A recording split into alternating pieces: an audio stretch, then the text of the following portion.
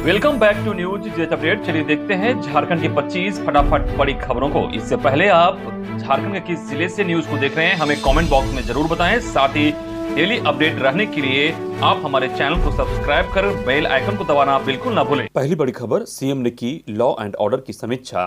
कहा समस्या लेकर पहुंचे लोगों से आत्मीयता से पेश आए पुलिस। विभागों के सचिव से मुख्यमंत्री हेमंत सोरेन ने कहा कि केवल पोर्टल पर डाटा एंट्री कर देने से लोगों को सरकारी योजनाओं का लाभ नहीं मिल सकता है। जमीनी स्तर पर क्या कार्य हो रहा है उनकी नजर रखनी होगी। इसके लिए जरूरी है कि सचिव अब शेड्यूल बनाकर जिलों का दौरा करें। वे देखें कि जिन योजनाओं का शिलान्यास हुआ है उन कार्यों में तेजी आए। जरूरत पड़ने पर सचिव जिलों का औचक निरीक्षण भी करें। हेमंत सोरेन गुरुवार को जिलों में चल रही विभिन्न योजनाओं और लॉ एंड ऑर्डर की समीक्षा कर रहे थे। उन्होंने आगे कहा कि हमें जमीनी स्तर पर भी काम करना होगा। साथ ही यह भी कहा कि किसी भी परिस्थिति में अवैध खनन नहीं हो, यह सुनिश्चित करें। इसके अलावा उन्होंने कहा कि मुख्यमंत्री सूखा राहत योजना के वंचितों को 15 फरवरी तक भुगतान करने का भी निर्देश दिया। इसके अलावा कई आला अधिकारी भी बैठक में मौजूद थे। दूसरी बड़ी खबर, 1932 का खतियान गलत। वर्ष 2000 में जो यहां थे वे सब झारखंडी। पशुपति कुमार पारस। केंद्रीय खाद्य प्रसंस्करण मंत्री पशुपति कुमार पारस गुरुवार की शाम रांची पहुंचे।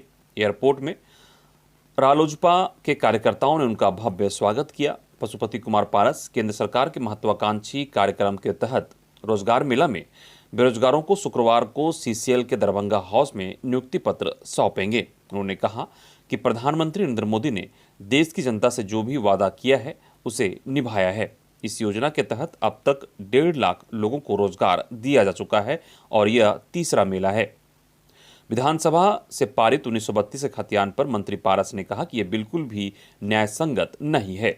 जिनके पास 1932 का खतियान नहीं है उन्हें झारखंडी नहीं माना जाएगा। 1932 में बिहार और झारखंड एक थे। 2000 में अटल जी ने झारखंड राज्य का निर्माण किया। ऐसे में वर्ष 2000 में जो लोग यहाँ के निवासी थे उन्हें झारखंडी माना जाना चाहिए। अगली बड़ी खबर, नेतरहाट आवासीय विद्यालय में नौकरी का मौका। नॉन टीचिंग स्टाफ के 12 पदों पर होगी नियुक्ति। नेतरहाट आवासीय विद्यालय में नॉन टीचिंग स्टाफ के 12 विभिन्न पदों पर नियुक्ति के लिए आवेदन की प्रक्रिया शुरू की गई है। इन पदों पर नियुक्ति के लिए 25 फरवरी तक आवेदन स्वीकार किए जाएंगे। स्कूल प्रबंधन की ओर से बताया गया है कि नियुक्ति में राज्य सरकार की ओर से निर्धारित नियमावली फॉलो की जाएगी। इन पदों पर होगी नियुक्ति। Bursar 1, PTI 2, agriculture instructor 1, art instructor 1, librarian 1, steno 1, clerk 1, account clerk 1, store keeper 1, laboratory store keeper 1, typist cum computer operator 1 और ड्राइवर की 2 नियुक्ति होगी। इन सभी का वेतन 35,400 से 1 लाख तक का निर्धारित किया गया है। इसकी विशेष जानकारी आप हमारे डिस्क्रिप्शन बॉक्स में दिए गए लिंक से। अगली बड़ी खबर, ईडी की कार्रवाई के खिलाफ झारखंड हाईकोर्ट में याचिका। रांची के बढ़ावा टोल प्लाजा के टेंडर विवाद की ईडी जांच करने पर झारखंड सरकार ने सवाल उठाया है। सरकार ने ईडी पर अपने क्षेत्राधिकार का उल्लंघन करने का आरोप लगाया है। इसे लेकर हाईकोर्ट में याचिका दायर की गई है। इस मामले को लेकर सरकार सुप्रीम कोर्ट भी गई थी, लेकिन सुप्रीम कोर्ट ने यह कहते हुए सुनवाई से इनकार कर दिया था और सरकार को पहले हाईकोर्ट में अपनी बात रखने को कहा था। गुरुवार को सरकार ने हाईकोर्ट में याचिका दायर की है। अगली बड़ी खबर, हाईकोर्ट का बड़ा आदेश। 20 साल से दैनिक वेतनभोगी को नियमित करने का दिया निर्देश। झारखंड हाईकोर्ट में दैनिक वेतन पर काम कर रहे कर्मियों के मामले में सुनवाई हुई। कोर्ट ने राज्य सरकार को 20 साल से दैनिक वेतन पर काम कर रहे कर्मचारियों की सेवा नियमित करने की दिशा में निर्णय लेने का निर्देश दिया है। जस्टिस आनंद सेन की अदालत ने राज्य के मुख्य सचिव को निर्देश दिया है। कोर्ट ने कहा कि 20 साल से कर्मचारी काम कर रहे हैं, अभी भी सेवा में हैं, तो इन्हें नियमित नहीं करना और नियमित वेतनमान नहीं देना उचित नहीं है।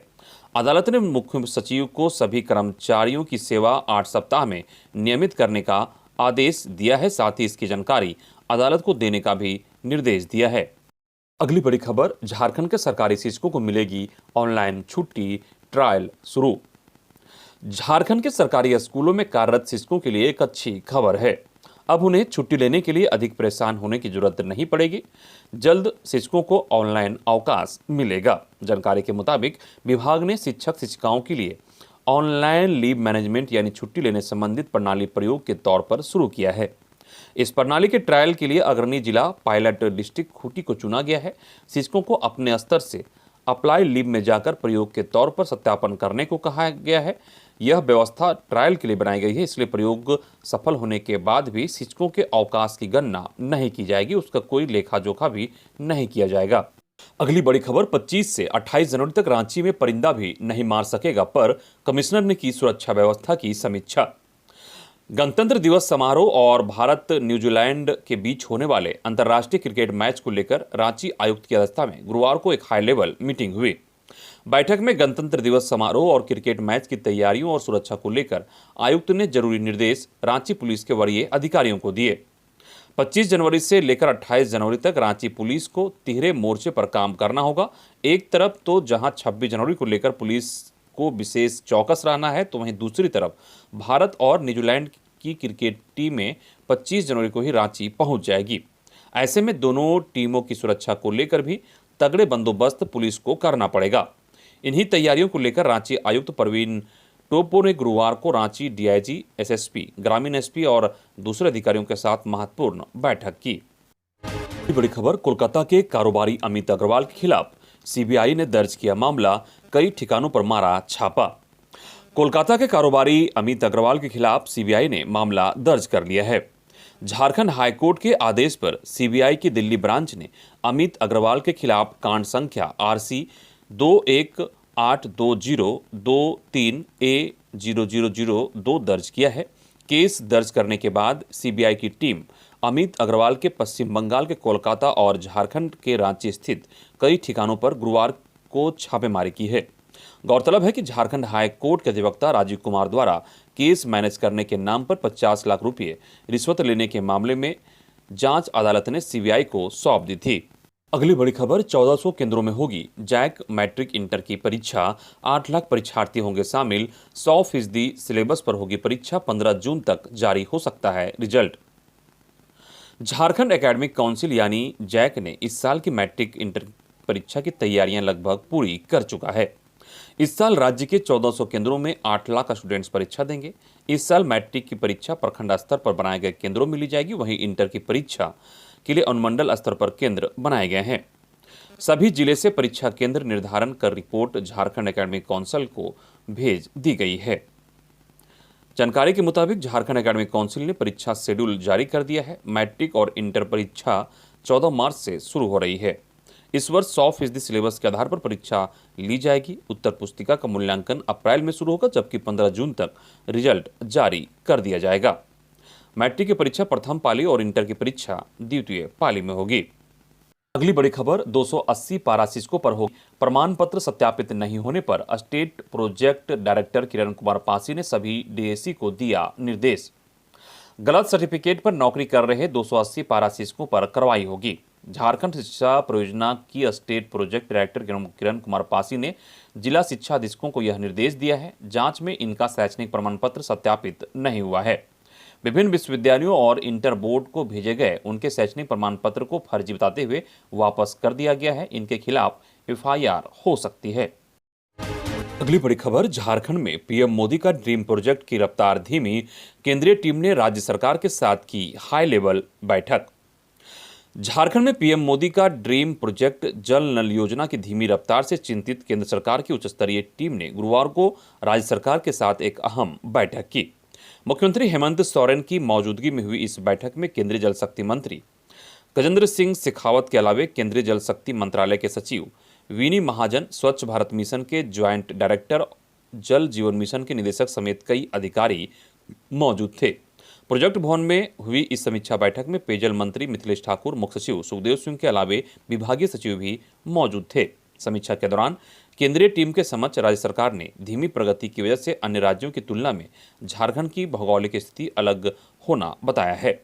झारखंड में इस योजना के तहत अब तक 66 लाख घरों तक नल से जल पहुंचाने का लक्ष्य था, जिसमें से करीब 29% तक पूरा हुआ है। अगली बड़ी खबर, गरीबी और पलायन की समस्या से जूझ रहा झारखंड राज्यपाल।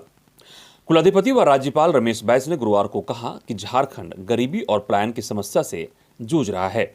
लोगों का कौशल विकास कर उन्हें रोजगार से जोड़ते हुए गरीबी दूर की जा सकती है। कौशल विकास राष्ट्र निर्माण की धुरी है। अक्सर देखा जाता है कि प्रशिक्षण प्राप्त करने के उपरांत प्रशिक्षित व्यक्ति रोजगार से नहीं जुड़ पाता और उदासीन हो जाता है। आवश्यकता इस बात की है कि उन्हें रोजगार से जोड़ा जाए, उन्हें बैंक लोन के माध्यम से निजी व्यवसाय स्थापित करने में मदद की जाए। वे राजभवन आए IIM रांची के छात्रों को संबोधित कर रहे थे। अगली बड़ी खबर, रांची रेलवे स्टेशन से एक्सप्रेस कार्गो सर्विस की शुरुआत, डोर टू डोर पार्सल भेजने की सुविधा। रांची रेलवे स्टेशन से एक्सप्रेस कार्गो सर्विस शुरू की गई है। केंद्र सरकार की गति शक्ति योजना के तहत भारतीय रेलवे एवं भारतीय डाक विभाग ने मिलकर ज्वाइंट पार्सल प्रोडक्ट JPP योजना शुरू की है। एक्सप्रेस कार्गो सर्विस के तहत डाक विभाग द्वारा व्यवसायी एवं आमजन के घर, दुकान या बताए गए पते से पार्सल एकत्र कर स्टेशन तक पहुंचाया जाएगा। इसके पश्चात रेलवे द्वारा ट्रेन के माध्यम से इसे गंतव्य स्टेशन या शहर तक ले जाया जाएगा, जहां से फिर डाक विभाग द्वारा पार्सल को उसके बुक किए गए पते पर डिलीवर किया जाएगा। इससे व्यवसायी एवं आमजनों को डोर टू डोर पार्सल भेजने की सुविधा प्राप्त होगी। अगली बड़ी खबर रांची यूनिवर्सिटी से है, जहां VC ने मौलाना आजाद व RTC कॉलेज में कई विषयों के विस्तार पर लगाई रोक।